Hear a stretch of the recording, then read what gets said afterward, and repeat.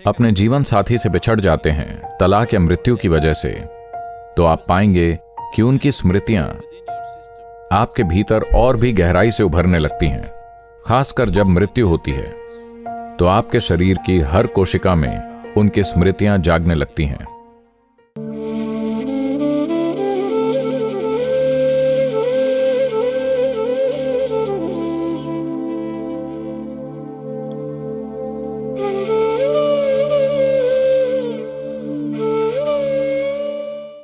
आपको यह समझना चाहिए, जिसे आप अभी मैं कहते हैं वो यादों का एक बड़ा भंडार है। आपका शरीर जैसा ये है वो इसलिए है क्योंकि उसमें बहुत सारी जेनेटिक यादें हैं। आपकी नाक आपकी मां की तरह है, रंग आपके पिता जैसा है और शायद कुछ और आपके दादा जैसा है। ऐसा इसलिए है क्योंकि आपका शरीर पुरानी यादों का एक जटिल मिश्रण है। आपके शरीर में बहुत पुरानी यादें हैं। जिसे आप अपना मन कहते हैं वो 100% यादों से बना है। तो आप असल में यादों के एक बड़े ढेर हैं और ये यादें आपके भीतर अलग अलग तरीकों से आती हैं। आपकी 5 इंद्रियों के जरिए आती हैं, जो आप देखते हैं, सुनते हैं, सूंघते हैं, चखते हैं, छूते हैं।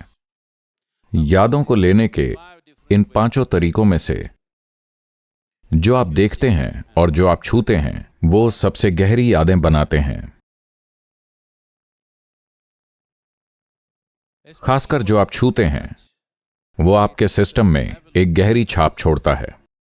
तो जब आप जीवन साथी कहते हैं तो आपने उन्हें छुआ है और अब उससे जुड़ी एक याद है।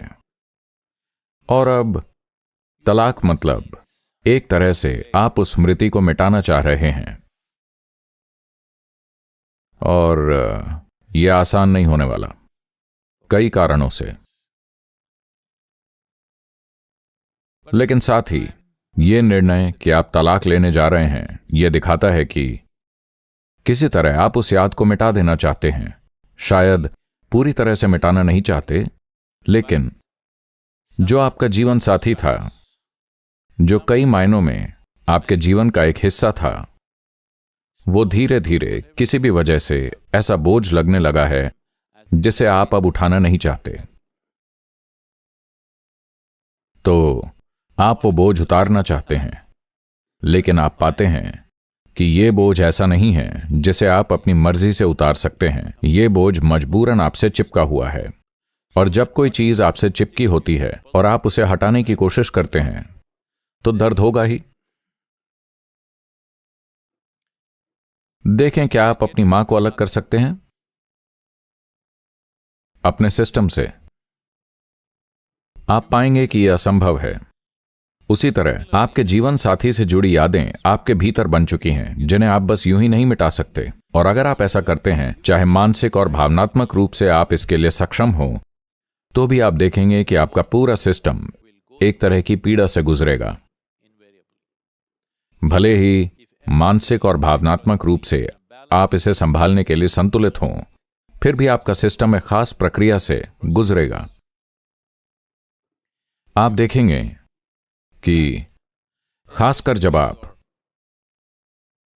अपने जीवन साथी से बिछड़ जाते हैं तलाक या मृत्यु की वजह से, तो आप पाएंगे कि उनकी स्मृतियां आपके भीतर और भी गहराई से उभरने लगती हैं। खासकर जब मृत्यु होती है तो आपके शरीर की हर कोशिका में उनकी स्मृतियां जागने लगती हैं।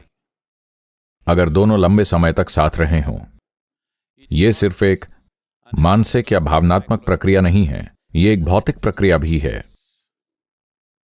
तो तलाक एक तरह से अपनी इच्छा से मरना है।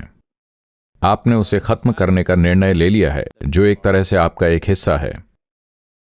यही वजह है कि जो लोग जीवन की वास्तविकता और इस पूरे सिस्टम के काम करने के तरीके को समझते थे, वो हमेशा कहते थे, जब तक मृत्यु तुम्हें अलग न करे तब तक तुम अलग नहीं हो सकते।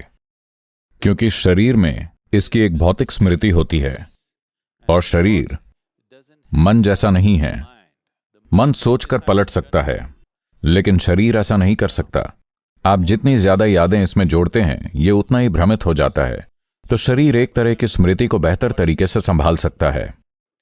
अब जब आपने तलाक का फैसला कर लिया है, चाहे जो भी वजह हो, मैं उसमें नहीं जाना चाहता, अगर इसे बदला जा सकता था तो सबसे अच्छा होता। लेकिन अगर आप ऐसी स्थिति में आ गए हैं जहां यह होना ही है,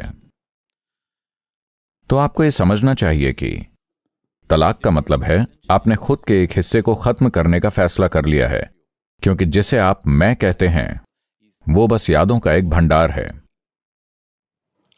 Now to how to conduct this gracefully? तो अब इसे शालीनता से कैसे किया जाए? ज्यादातर लोग सोचते हैं कि तलाक के बाद सबसे अच्छा तरीका है तुरंत एक नए रिश्ते में कूद जाना और वही संबंध फिर से दोहराना। नहीं, ऐसा करने से आप अपने सिस्टम में और ज्यादा संघर्ष और अशांति पैदा करेंगे।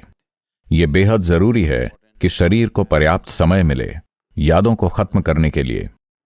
शरीर को पर्याप्त समय मिले उन यादों से दूरी बनाने के लिए, वरना आप खुद को ऐसी स्थिति में ले आएंगे जहां जीवन में अपने आप को शांत और खुश रखना आपके लिए बेहद कठिन हो जाएगा।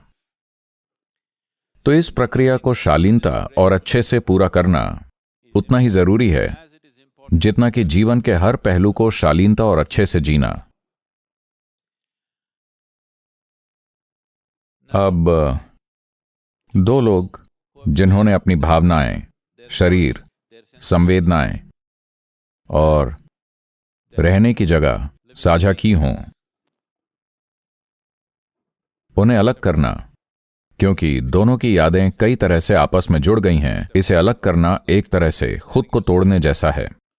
भले ही आप अब उस स्थिति में आ गए हों जहां आप उस व्यक्ति को देखना भी नहीं चाहते, फिर भी दर्द होगा, बस इसलिए क्योंकि आप उस याद को मिटाने की कोशिश कर रहे हैं जो आप खुद हैं, क्योंकि आप यादों के ढेर हैं। अगर कोई व्यक्ति जरूरी आध्यात्मिक साधना करता है, अपने भीतर पर्याप्त काम करता है इन ऊर्जाओं को स्थापित करने के लिए जो कि आप हैं, आप सिर्फ जीवन साथी से अलग हो रहे हैं, खुद से अलग होने की जरूरत नहीं है। लेकिन आपको यह समझना चाहिए कि आप पहले ही खुद से दूर हैं, आपने खुद से ही काफी दूरी बना रखी है। आपने अपने जीवन को पोषित किया है एक साझेदारी, एक जुड़ाव या एक बंधन बनाकर, निर्भर करता है कि आपने इसे कैसे निभाया है, ताकि आप खुद को किसी तरह पूर्ण महसूस कर सकें। ज्यादातर रिश्ते इसलिए बनाए जाते हैं क्योंकि आपको लगता है कि आप अपने आप में पर्याप्त नहीं हैं, पूर्ण नहीं हैं। लेकिन जीवन ऐसा नहीं है, यह अपने आप में एक पूर्ण जीवन है, इसे बाहर से किसी सहायता की जरूरत नहीं है। तो अब जब आप इस स्थिति में आ गए हैं, तो यह समय है भीतर मुड़कर देखने का। यह समय है कि आप इस जीवन की पूर्णता को जानें। यह समय है जानने का कि यह जीवन अपने आप में संपूर्ण है, इसे बाहरी सहारे की जरूरत नहीं है। जैसा यह है वैसा होने के लिए, समाज में जीने के लिए हमें एक दूसरे पर निर्भर रहना पड़ सकता है, लेकिन इसका जो मूल अस्तित्व है, इसका जो संतुलन है, इसका जो अंतरतम है और इसमें जितनी संभावनाएं हैं, वो अपने आप में संपूर्ण हैं। हमारी परस्पर निर्भरता केवल बाहरी जरूरतों के लिए है, लेकिन हमारा आंतरिक अस्तित्व अपने आप में संपूर्ण है। आप अपने साथी से अलग हो रहे हैं जो अपने आप में दुखद है, कम से कम अपने आप से अलग ना हो।